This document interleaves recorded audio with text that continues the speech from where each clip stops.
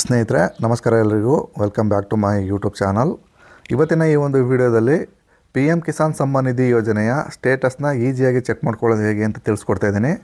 Official ವೆಬ್ಸೈಟ್ನಲ್ಲಿ KYC ಅನ್ನೋ option ಕೂಡ ತೆಗೆದಿದ್ದಾರೆ. ನಿಮ್ಮ KYC ಆಗಿದೆ ಇಲ್ವೋ ಅಂತಲೂ ಕೂಡ ಚೆಕ್ ಮಾಡ್ಕೊಳ್ಳಿಕ್ಕಾಗಲ್ಲ.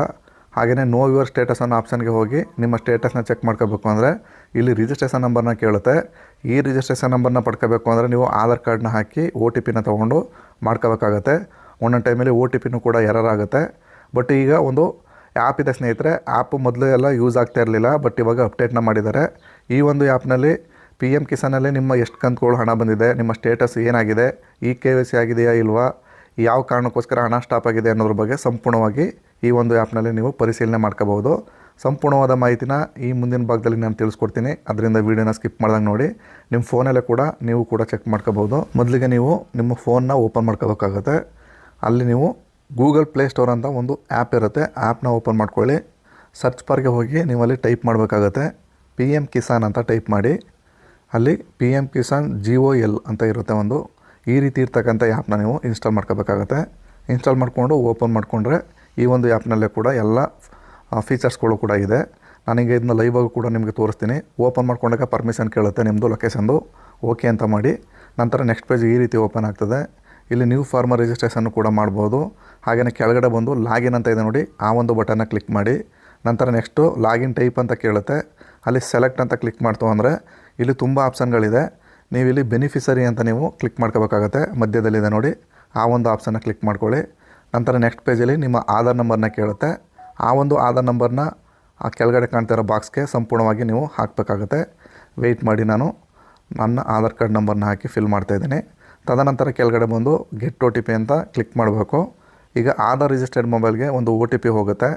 ಆ ಒಂದು 6 ಡಿಜಿಟ್ OTPನ ಆ ಒಂದು ಬಾಕ್ಸ್ಗೆ ಹಾಕಿ ಮತ್ತೆ ನೀವು ಕೆಳಗಡೆ ಬಂದು ಲಾಗಿನ್ ಅಂತ ಕ್ಲಿಕ್ ಮಾಡಬೇಕಾಗತ್ತೆ.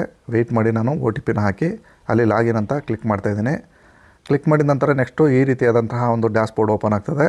ಇಲ್ಲಿ ಮೇಲ್ಗಡೆ 3 ಆಪ್ಷನ್ಗಳು ಬರುತ್ತೆ ಒಟ್ಟು. ಇಲ್ಲಿ ನೀವು ಡ್ಯಾಶ್ಬೋರ್ಡ್ ಅನ್ನೋ ಒಂದು ಆಪ್ಷನ್ ಇದೆ ನೋಡಿ, ಅದನ್ನು ಕ್ಲಿಕ್ ಮಾಡ್ಕೊಳ್ಳಿ. ನಂತರ ಸಂಪೂರ್ಣವಾಗಿ ನಿಮ್ಮ ಹೆಸರು, ರಿಜಿಸ್ಟ್ರೇಷನ್ ನಂಬರು, ನಿಮ್ಮ ಫೋನ್ ನಂಬರು, ನಿಮ್ಮ ವಿಳಾಸ ಸಂಪೂರ್ಣವಾಗಿ ಮೇಲ್ಗಡೆ ತೋರಿಸುತ್ತೆ. ಹಾಗೆಯೇ ಸ್ಟೇಟಸ್ ಬಂದು ಲ್ಯಾಂಡ್ ಸೀಡಿಂಗು ಎಸ್ ಅಂತ ತೋರಿಸ್ಬೇಕು.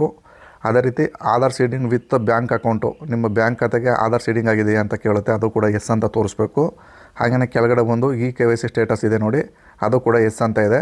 ಈ ರೀತಿಯಾಗಿ 3 ಕೂಡ ಎಸ್ ಅಂತ ಸ್ಟೇಟಸ್ ತೋರಿಸ್ಬೇಕು. ಈ ರೈತನಿಗೆ ಯಾವುದೇ ತರಹದ ಸಮಸ್ಯೆ ಇಲ್ಲ. ನೋಡಿ, ಇಲ್ಲಿ KYC ಸ್ಟೇಟಸ್ಸು ಆಲ್ರೆಡಿ ಡನ್ ಅಂತ ತೋರಿಸ್ತಿದೆ. KYC ಮಾಡೋ ಅಗತ್ಯ ಇಲ್ಲ ಈ ರೈತ. ನಂತರ ಕೆಳಗಡೆ ಬಂದು ಬೆನಿಫಿಷರಿ ಸ್ಟೇಟಸ್ ಅಂತ ಇದೆ ನೋಡಿ, ಆ ಒಂದು ಆಪ್ಷನ್ನ ಕ್ಲಿಕ್ ಮಾಡಿದ್ರೆ ಇಲ್ಲಿ ಸೆಲೆಕ್ಟ್ ದ ಇನ್ಸ್ಟಾಲ್ಮೆಂಟ್ ಅಂತ ಇದೆ ನೋಡಿ, ಅಲ್ಲಿ ಈ ರೈತನ ಬಂದಿರತಕ್ಕಂಥ ಒಟ್ಟು ಇನ್ಸ್ಟಾಲ್ಮೆಂಟ್ಗಳು ಲೀಸ್ಟ್ಗಳು ತೋರಿಸುತ್ತೆ. ಈಗ ಸಪೋಸ್ ಲಾಸ್ಟ್ ಇನ್ಸ್ಟಾಲ್ಮೆಂಟ್ ಬಂದು 18ನೇ ಇನ್ಸ್ಟಾಲ್ಮೆಂಟ್ ಬಂದಿದೆ. ಅದನ್ನು ಕ್ಲಿಕ್ ಮಾಡಿ ಗೆಟ್ ಡೀಟೇಲ್ಸ್ ಅಂತ ಕ್ಲಿಕ್ ಮಾಡ್ತು ಅಂದರೆ ಸಂಪೂರ್ಣವಾಗಿ ಎಷ್ಟನೇ ತಾರೀಕಿನೊಂದು 18ನೇ ಕಂತು ಜಮಾವಣೆ ಆಗ್ತು ಅನ್ನೋದ್ರ ಬಗ್ಗೆ ಸಂಪೂರ್ಣವಾದ ಮಾಹಿತಿನ ಇಲ್ಲಿ ಕೊಟ್ಟಿದ್ದಾರೆ. ಇಲ್ಲಿ ಸ್ನೇಹಿತರೆ ಆಧಾರ್ ನಂಬರ್ ವೆರಿಫೈಡ್ ಅಂತ ತೋರಿಸ್ಬೇಕು. ಹಾಗೆಯೇ ಆಕ್ಟಿವ್ ಅಂತ ತೋರಿಸ್ಬೇಕು. ಈ ಎಲ್ಲ ರೀಸನ್ಗಳು ಕರೆಕ್ಟಾಗಿತ್ತು ಅಂದರೆ ನಿಮಗೆ ಪಿ ಎಮ್ ಕಿಸಾನಲ್ಲಿ ಯಾವುದೇ ಥರದ ಸಮಸ್ಯೆ ಇಲ್ಲ ಅಂತ. ಈ 3ರಲ್ಲಿ ಯಾವ್ದಾದ್ರು ಕೂಡ ಒಂದು ರೀಸನ್ ಕೂಡ ನಿಮಗೆ ಬಂದಿತ್ತು ಅಂದರೆ ನಿಮಗೆ ಮುಂದಿನ ಕಂತಿನ ಹಣ ಬರೋದು ಕೂಡ ಸ್ಟಾಪ್ ಆಗಿಬಿಡುತ್ತೆ. ನೀವು ಈ ರೀತಿ ನಿಮ್ಮ ಸ್ಟೇಟಸ್ನ ಪಿ ಎಮ್ ಕಿಸಾನ್ ವೆಬ್ಸೈಟ್ ಅಲ್ಲದೇ ಕೂಡ ಈ ಒಂದು ಆ್ಯಪ್ನಲ್ಲಿ ನೀವು ನೋಡ್ಕೋಬೋದು.